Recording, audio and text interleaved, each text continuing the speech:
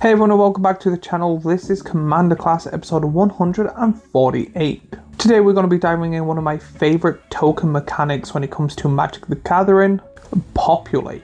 If you love to double creatures, fill a board full of tokens, or just love watching your opponent realize that one Rhino has become 20, this is the mechanic for you. So in this video I will be talking about what Populate does, show off some amazing commanders with the abilities, and show off some very good cards that also have the ability too. Then give my overall thoughts and opinions on the mechanic.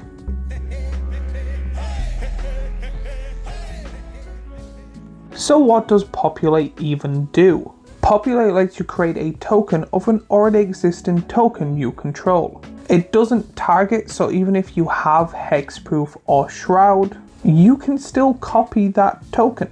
The key for a winning Populate deck is to create a token of a very powerful creature you control, and then constantly make tokens of that token. So just make one huge token, and then keep making it.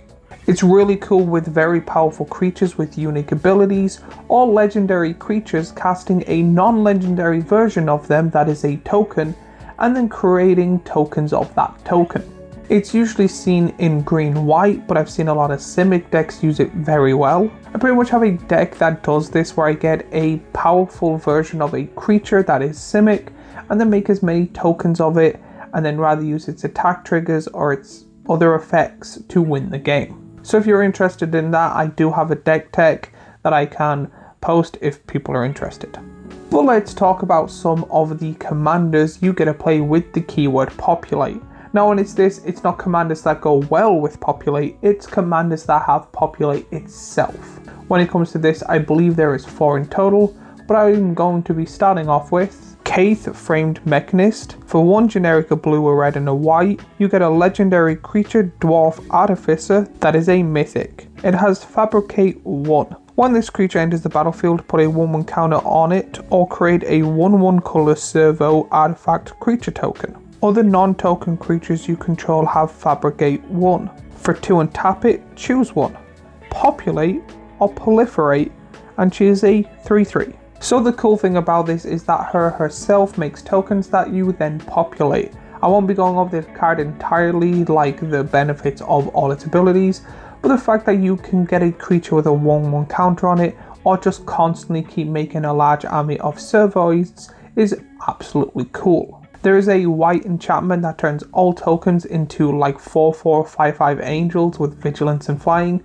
Having this in the deck seems to be hilarious to me. Pretty much every time you cast a creature, you can just say you want the Servoid, and then the Servoid becomes a angel instead, and then you get a tap 2 on her to make another angel. You can have a large amount of angels with this commander. She is one of the newer cards, only been released in the last year. It's also cool that she has a Proliferate trigger too, so there's many different ways you can hard focus this commander. But next we have a commander that you actually just buy the deck for if needed. And he is Ghired Conclave Exile. For 2 generic, a red, a green and a white, you get a legendary creature, Human Shaman, that is a mythic. When Ghired Conclave Exile enters the battlefield, create a 4/4 green rhino creature token with trample. Whenever Ghired attacks, Populate. The token enters the battlefield tapped and attacking, and he is a 2/5. So when you play your commander, you get a free rhino, and then when you attack with your commander, the aim is to get an additional rhino. I have seen this played with many cards. I've actually seen someone attack with him and also a 10/10 Eldrazi token with Desolation Twin, and then make a copy that's also attacking of that token, but he still has the original Desolation Twin that he flickers. Fun. It's really cool that he has the ability to make a token and then make a second token if you give him haste, and constantly focus on the rhinos. The only downside is you have to protect him.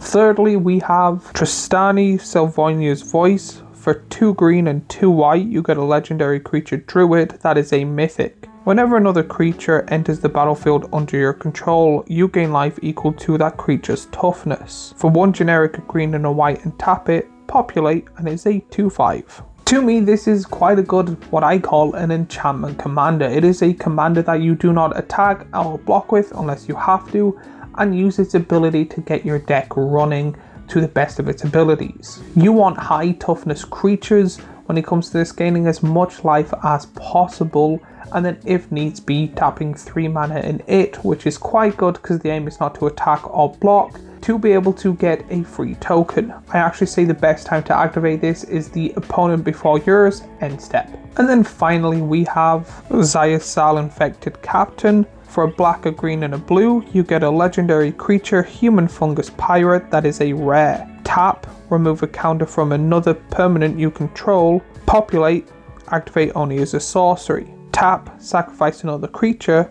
Proliferate, activate only as a sorcery, and is a 3/3. 3 mana for a 3/3 with no keywords, and to be honest is an enchantment commander itself, where you can't do anything the turn you play it, is, yeah, in my opinion. However, the abilities to be able to proliferate and populate is really cool, and with blue in it you're able to untap this commander very easily, so you're constantly going to be able to use the unique abilities of this pirate. I do see a lot of these proliferate and populate cards to be very close together. But if you want to build one of these as your commander and still don't know what cards to put in to help you populate, there is a fair few cards that work very well, and most of these are quite cheap.